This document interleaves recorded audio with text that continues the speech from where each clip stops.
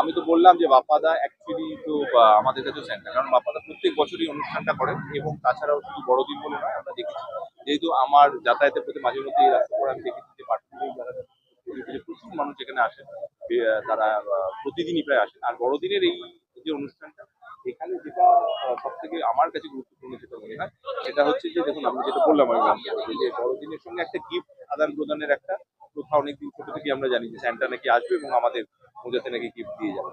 এবার স্যান্টা আসছে কি আসছে না জানি না, আমার মনে হয় আমাদের নিজেদের জীবনে যদি আমরা একটু একটু করে স্যান্টা হয়ে উঠি, আর কেউ ছোটরা আছেন বা যারা এখানে বড়রাও আছেন তাদের এই হাসি মুখটা দেখতে পাওয়া এটাও একটা বড় পাওয়া। আর আমরা যারা অভিনয়ের জগতে আছি আমি তো সবসময় বলেছি যে মানুষের ভালোবাসা মানুষের ইন্সপিরেশন সেটা আমাদের ভালো কাজ করতে অনেক উৎসাহ যোগায়। তো এই সব যখন অনেক কাছ থেকে মানুষের কাছে থাকতে পারি মনে হয় যে আশীর্বাদ বা শুভেচ্ছাটা আরো ভালো করে পাচ্ছি।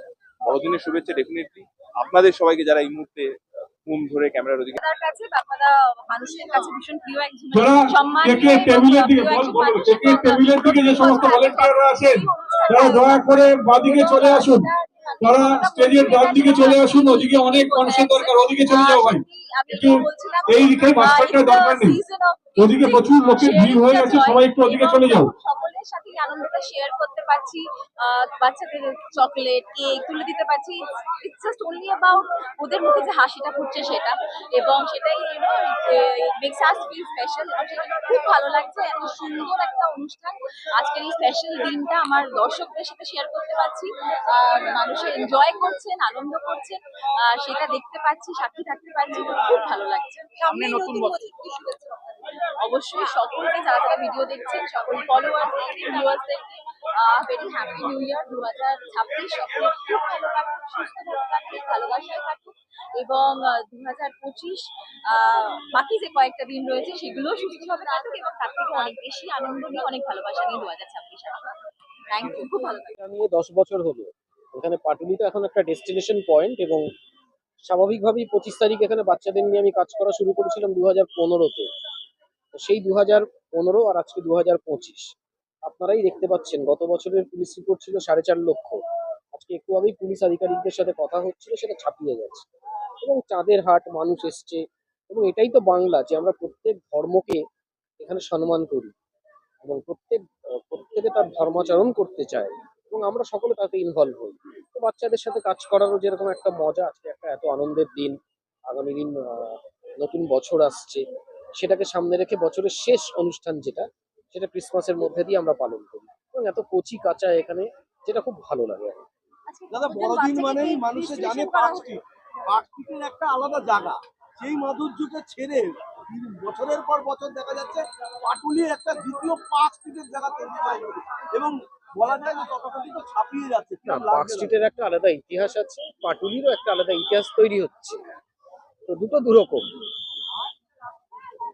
এত মানুষের সমাগম, এত এখানটা সেফ অনেক, এতটা ফুটপাত, এতটা স্ট্রেচ মানুষ ব্যবহার করতে পারেন, পাশাপাশি গাড়ি চলছে, আমি গাড়ি বন্ধ রাখতে দিই না, তো মানুষ অনেক স্বাচ্ছন্দ্য বোধ করেন পাটুলিতে। মানুষ আগে পার্ক স্ট্রিটে যেত, এখন আছে পাটুলি। দুটো জায়গায় যায়, পার্ক স্ট্রিটেও যায়, পাটুলিতেও আসে। এটা হয়ে গেছে যে পার্ক স্ট্রিট যেতে গেলে পাটুলিতেও আসতে হবে। 25,000 কেক, 25,000 চকলেট, আমি যতটা আমার সামর্থ্য আমি চেষ্টা করছি। মঞ্চ ছিল চাঁদের হাট, প্রতি বছরই থাকে বিভিন্ন রকম, এই বছরও বাড়ছে বিভিন্ন রকম। এই অঙ্কুশরা ফোন করেছে তোমার ওখানে যাবো, বেশো এরকম ভাবেই সবাই আসতে চায়, আসে।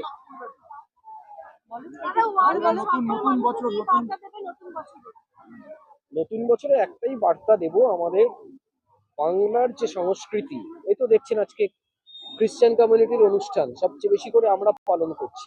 আমাদের কাছে সব ধর্ম এক, আমরা কোনো হানাহানি, কোনো ধর্মের বিভেদ আমরা চাই না বাংলায়, যে কারণে বাংলায় মানুষ অনেক স্বাচ্ছন্দ্য বোধ করে। এই আমি আশা করব যে নতুন বছরে একই রকম সম্প্রীতির বার্তা নিয়ে বাংলা এগিয়ে চলবে।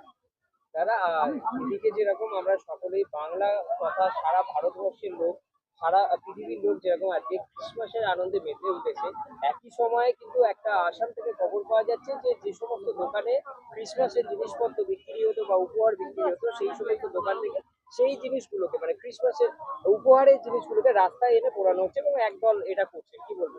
দেখুন, আপনি আজকে এই প্রশ্নটা করতে বাধ্য হচ্ছেন বাংলায় দাঁড়িয়ে, এখানেই ডিফারেন্স বাংলার সাথে অন্য রাজ্যে। এটাই তো প্রমাণ হয় যে বাংলায় কখনো এই জিনিস হয় না। যেটা হয়েছে অসভ্যতম, জাস্ট সিম্পলি একটা কথা বলবো, অসভ্যতম হয়েছে। এটা কখনোই কাঙ্ক্ষিত নয়। কারণ আমার দলের নেতৃত্ব সবসময় বলেন যে সবাই তার তার ধর্মাচরণ পালন করবে, এবং আমরা যে কারণে বলি যে ধর্ম যার যার কিন্তু উৎসব সবার। সবার উৎসব বলেই আজকে আমরা সামিল হয়েছি। নির্দিষ্ট একটা ওখান থেকে স্লোগান শোনা গেছে, কিছু মানুষ নির্দিষ্ট কোনো ধর্ম নিয়ে ওখানে স্লোগানও দিয়েছেন।